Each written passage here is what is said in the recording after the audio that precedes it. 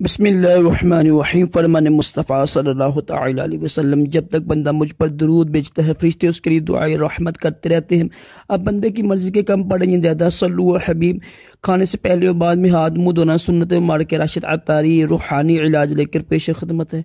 His की है ना, हिज की रोकने का रूहानी इलाज। अगर किसी को हिज की है ना, यानी वक्ती तौर पर लगी हुई है, तो ये रूहानी इलाज कीजिएगा। अगर मुसलसल है ना, फिर ये 21 दिन इलाज कीजिएगा।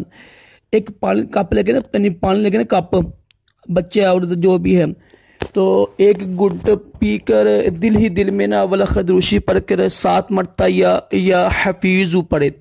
फिर एक घूंट पिए और 7 मरतबा दिल में या हफीज़ पढ़े। फिर 3 मरतबा यानी 3 बार करे। ज़ाहिर पता है 3 बार पानी पीने सुनते मार के ना, 3 बार 3 घूंट पी ले, उसके बाद फिर घूंट ना पिए, जितना मर्जी पी सकता है। इंशाअल्लाह हिज की खत्म।